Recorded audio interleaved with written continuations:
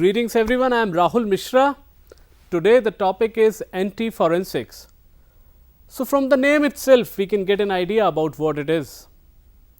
Anti-forensics is a technique applied to increase the difficulty of using forensics on the device to find traces of evidence. Usually forensic experts try different tools and methods to find evidences from a device. Anti-forensics is used to prevent the expert from doing so. This can be done by a lot of ways, like we can encrypt data or wipe the data completely, and we can change timestamps. A timestamp is the current time of an event that is recorded by a computer. Through mechanisms such as the network time protocol, also known as NTP, a computer maintains accurate current time calibrated to minute fractions of a second. Anti-forensics is more than technology. It is an approach to criminal hacking that can be summed up like this: make it hard for them to find you and impossible for them to prove they found you. Now, there are various approaches. Let us start with them. The different approaches or techniques used for anti-forensics are: first, secure data deletion; second, overwriting metadata; third, encryption; fourth, steganography. We will discuss all these techniques one by one. We will start with secure data deletion. Before talking about data wiping, we should understand how data deletion works. For that, we should understand how an operating system locates a file on the disk. So, when an operating system is asked to store a file, it stores a file to an empty location and also maintains a record in a table where data is stored along with other information. Now, when user deletes the file, the operating system only deletes the record from the table. The actual data which is stored in memory is not deleted. The operating system only forgets the location of the data and treats that location as free memory. So, if the operating system wants to store new data, it can overwrite that part of memory. Secure data deletion or wiping of data removes the entry as well as overwrites the memory with either zeros or random values. The original data cannot be recovered from memory after wiping. These processes are slow. In Linux, there is an option for slow formatting which replaces the memories with 0. Practically, it can be done by formatting the whole drive and then filling it up with random unnecessary files in order to overwrite existing data. Overwriting metadata. Now, metadata is the data or information that provides information about other data. It contains every information about a file, an application, even the operating system itself. Information like name, date of creation, access date and time of last update, etc. are found on metadata. Certain tools like timestamp can be used to overwrite this metadata so that the forensics expert will not be able to trace back the date and time when the device was in use. Windows registry stores every information about how and when the system has been used. Forensics experts surely use registry contents to recreate the crime scene in order to trace back how the attacker has used the system. Changing the contents of registry intentionally helps the attackers to clear the tracks. Next is encryption. One of the greatest techniques to secure data and also biggest nightmares for forensics experts. A part of cryptography which converts plain text to ciphertext or text that is not in human readable format. Cryptography works by using an algorithm to encrypt or decrypt data which is usually public. Two inputs are provided to this algorithm. One is the data itself and the other is the key. Now, key is the most crucial part in encrypting data. The key remains private to the user. It is nothing but some large random values. The larger the key, the more secured is the data. Attackers use this technique to encrypt all their drives which can only be decrypted by key that the attacker knows. Cryptography can also be used at the application level. For example, Microsoft Word can be configured to encrypt the contents of a document by specifying that the document has a password to open. All the older versions of Microsoft Word encrypted documents with a 40-bit key that can be cracked with commercial tools. Modern versions can optionally use a 128-bit encryption that is uncrackable if a secure passphrase is used. Network traffic can likewise be encrypted to protect its content from forensic analysis. Cryptographic encapsulation protocols such as SSL and SSH only protect the content of the traffic. Coming to the last part, which is steganography. Steganography is an act of hiding data or a file inside another file.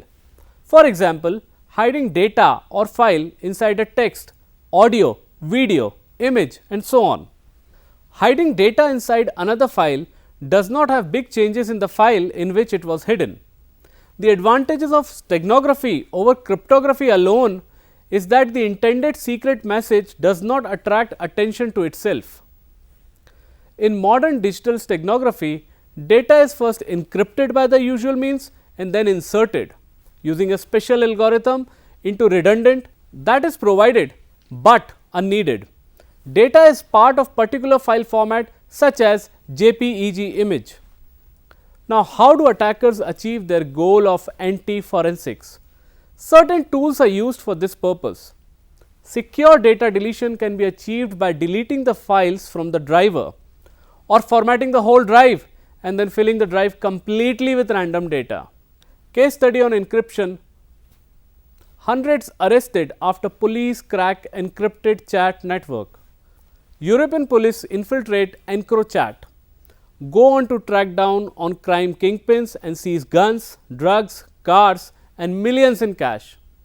Law enforcement agencies in Europe recently cracked an instant messaging system used by organized crime before the ensuing police operation ultimately led to the arrest of more than 800 suspect criminals, mostly in the United Kingdom.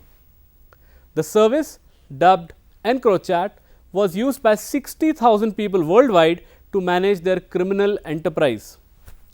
EncroChat's operating system operated on specially customized Android phones that could switch between both systems. The encrypted communication platform included features such as VoIP or Voice over Internet Protocol calls and self-destructing messages that would delete themselves from the user's device after a certain time period elapsed, as well as a panic wipe feature which would wipe the device clean of any data after a 4-digit code was entered. The service sold these devices for £900, a pop with an additional £1,350 charged for a 6-month subscription. According to Motherboard, the breakthrough was achieved by French authorities, which were able to penetrate the EncroChat network and install a technical tool that allowed European law agencies to read over 100 million encrypted messages that were being sent through the service in real time. Once the service realized that the jig was up and it had been compromised, it alerted its users on June 13th, telling them to ditch their devices. But apparently this warning came too late, as the law enforcement swooped to arrest hundreds of criminals in UK, France, the Netherlands, Norway and Sweden. Case study on steganography. Busted alleged Russian spies used steganography to conceal communications. Deep cover Russian intelligence agents hid electronic messages behind computer images. In a case that smacks of Cold War spy novel, the FBI arrested 11 suspected Russian spies who for years had blended into day-to-day American life in the suburbs and cities. Apart from hiding their true identities and posing as legitimate American citizens, the suspect also masked their communications with their intelligence agency back home in Moscow using an oft-forgotten form of stealth communication, steganography. According to US Department of Justice legal filings, the defendants use a steganography tool, one that is not available commercially, to conceal their electronic communication with Russian officials in the so-called SVR, a Russian Federation foreign intelligence body. We will discuss about a few tools here. There are certain tools used for encryption in steganography. They are: first is VeraCrypt, second is Cleopatra, and third is S-tools. We will try them one by one, but first let us understand what is on the fly encryption. Live encryption, on the fly encryption, transparent encryption, real time encryption are all different names for the same concept used by SafeBit to give simplicity and efficiency to the encryption process. When you open a file from the container, it will automatically be decrypted. Once the file is closed, the container is automatically encrypted again. We will have a demo of VeraCrypt here. Let us see how we can create an encrypted container. Before that, let us understand what an encrypted container is and the importance of it. So, an encrypted container is basically a logical drive which can be mounted on any system if you type the correct password. It looks like a file which is encrypted when it is unmounted. So, any unauthorized user will not have access to this encrypted container. Coming to its importance. While investigating a case, there can be situations where your digital evidence might fall into wrong hands. In that case, you as an investigator need to make sure that no one will be able to access the evidence or tamper it. So, we gather all the digital evidence and store it in an encrypted container before submitting it to the right authority. So, now we move on to the demo part. We double click to open the software.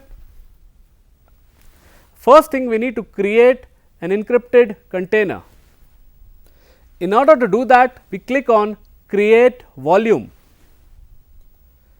Then we choose create an encrypted file container from the list. There are other features of VeraCrypt as well. For example, it can encrypt an external drive like a pen drive.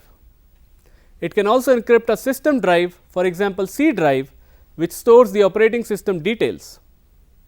But here we are just looking for an encrypted container. So, we click on next, then we choose standard VeraCrypt volume from the list and click on next. Now, we need to create the file.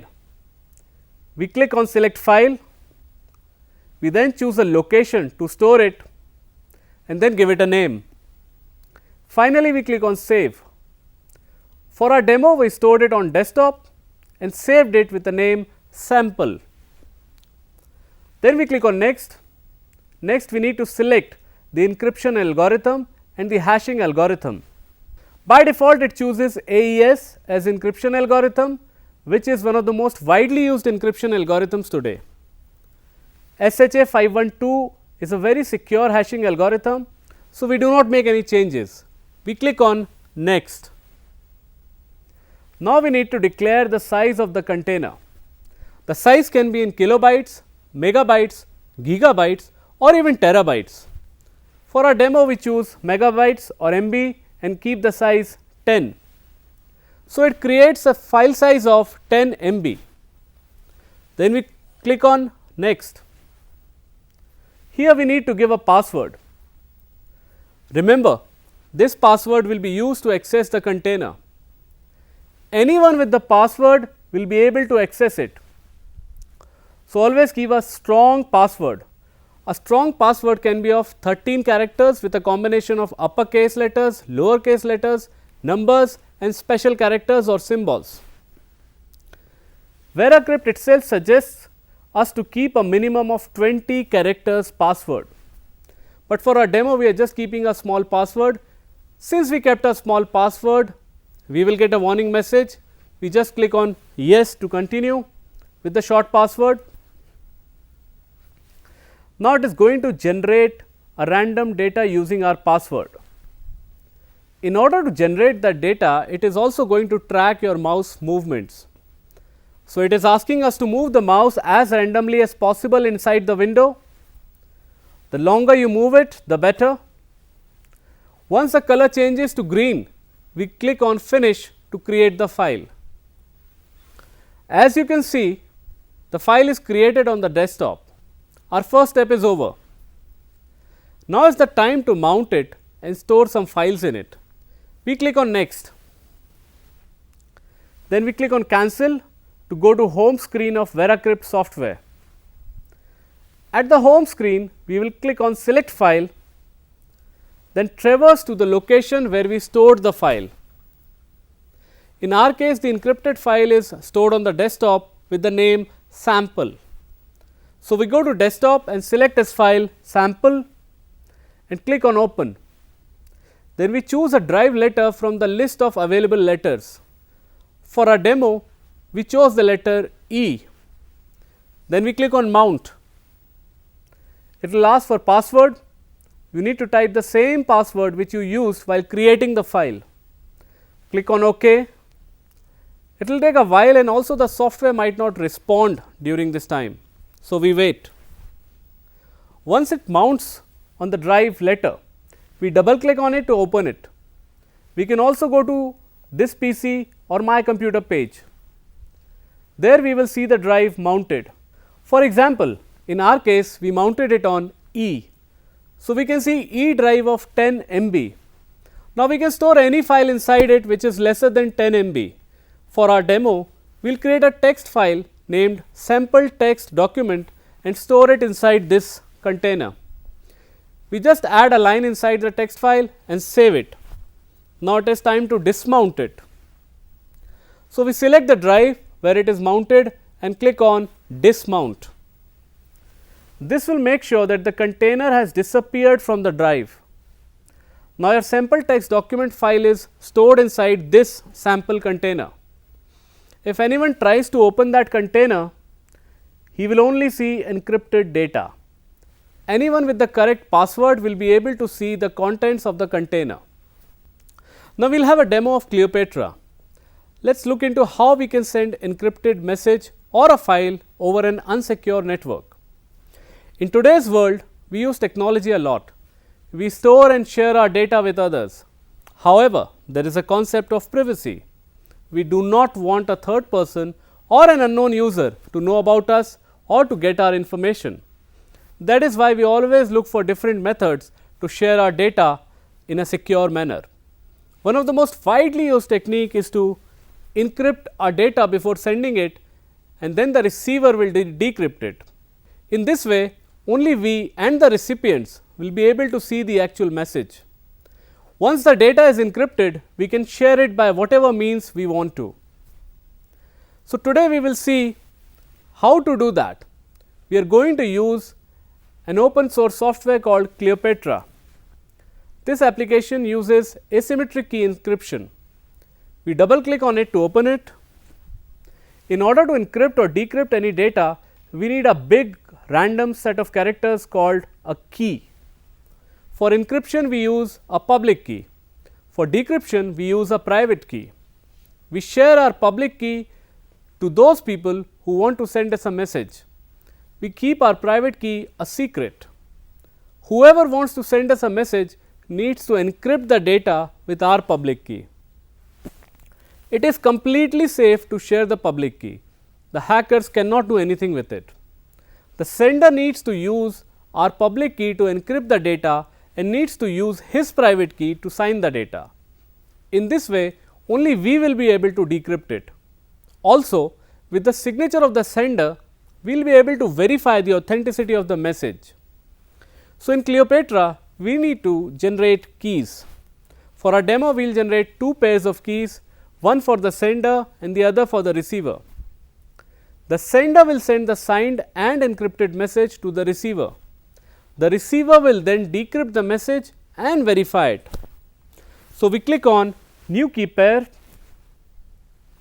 then we type a name and email address of the recipient.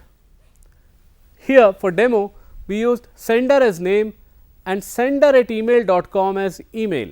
Create to finally confirm the creation of the keys. Now, you need to type a password in order to secure your private key. You can only access the private key if you type the correct password. The public key can be accessed without any authentication. You must remember to use a strong password, which is a combination of letters, numbers and special characters or symbols. For our demo, we have used a small password. Thus, it shows a warning message. We click on take this one anyway to continue. Then it will generate a key pair. Now, you need to upload the key pair to directory service. It is a database of all public keys that are generated in Cleopatra. So, if anyone wants to send you a message via Cleopatra, they need to download your public key from this directory service. You can also keep a backup of your keys in your system by clicking on make a backup of key pair. For our demo, we just upload it to directory service.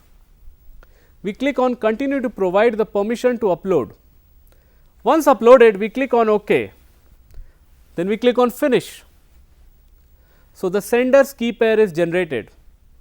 In order to send a message, the sender needs the receiver's public key. So, for our demo, we generate another key pair which will belong to the receiver. We will do it the same way as we did before. Now, the two key pairs are generated. We now need to sign and encrypt a message. In order to do that, we click on Notepad option in the top bar. We type the message in the notepad that we want to encrypt. Then we go to the recipient section. We choose sign as sender. Since sender needs to sign the message in order to verify the authenticity, then we choose receiver from encrypt for me option. In this way, the receiver's public key will be used for the encryption process. Then we click on sign or encrypt notepad. At this point, since the sender is signing the message with his private key, he needs to type the password to access the private key. Then click on OK. The encrypted message will be generated. This message can now be shared to the receiver by any medium. The receiver now needs to decrypt the text and verify the signature of the sender. In order to do that, the receiver will open Cleopatra at his system. Then he will go to the notepad and paste the text shared by the sender. Then he needs to click on decrypt or verify notepad. At this point, in order to decrypt the message, the receiver is going to use his private key. So, he needs to type the correct password in order to access the key. This is the same password that he used to generate the key pair. If he types the correct password, he will get the decrypted message. Also, if the sender is actually sending the message, then the green box signals the authenticity of the sender. If signature was not verified, then the box would be red in color. Now, let us see how we can sign and encrypt a file. In order to do that, we click on sign or encrypt file from the menu. Then we need to traverse to the location and select the file we want to sign and encrypt. For our demo, we create a file on text with the name sample and add some content to it.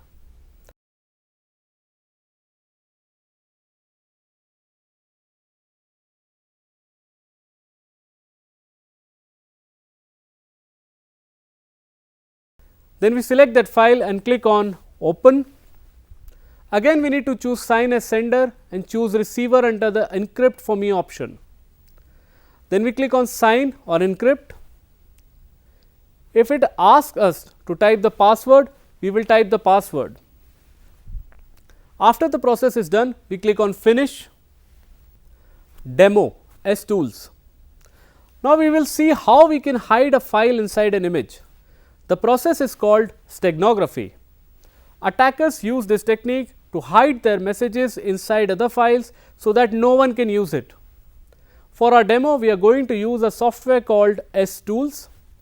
This software allows us to hide a file inside a bitmap image. In order to use S-Tools, we open the software and drag and drop a bitmap image inside it. For our demo, we have a bitmap image named as original zebras. So, we drag and drop this image in the software. Now, we need to drag and drop the file that we want to hide inside this image. For our demo, we are going to hide a text file named as sample file. We drag and drop this file over the image in HTools. Now, it will ask us for a password. Later on, if you want to unhide the file, then you will need the same password to unhide it. We type in a password and click on OK. This will generate a new file inside HTools with the name hidden data. We need to save this new file. Here we save it as new file .bmp. Remember to use .bmp at the end as extension, since the new file generated is a bitmap image. Then we click on save. Since we did not specify any location, it will save the new file in the same location where HTools software is stored by default. So, in this way we hide a file inside a bitmap image. We can now share this file to anyone. If the receiver wants to unhide the file, then he needs to open HTools and drag and drop the image in which the file is hidden. For example, in our case the hidden file is stored in new file .pmp. So, we drag and drop that image to the software, then we right click on the image and click on reveal. It will ask for the password. This is the same password that was used while hiding. We type the correct password and it will reveal the file hidden inside it. If you want to save the revealed file, right click and click on save as. Then choose a location to save, give it a name, mention the extension of the file, in our case it is txt. Finally, click on save. Here we saved it on desktop. Now that the file is saved, you can open the file to see its contents. I would like to conclude here that with each passing day, counter forensics tools are becoming stronger. The fact that encourages their use is that these tools are openly available and easier to use. They are further benefited by standard methods used by forensic tools, and they are being well documented, which makes it more convenient to either get away from them or causing disturbance in their own working. No software is perfect and bugs are discovered every now and then as points of vulnerability by criminals. Hence, it is required that investigators are updated and aware of new bugs in the CFTs used by them. Updating forensic tools after putting ourselves in hackers' shoe can help in building a tool which is much less prone to attacks. This, however, requires a deep and thorough understanding of new and different methods adopted by the attackers.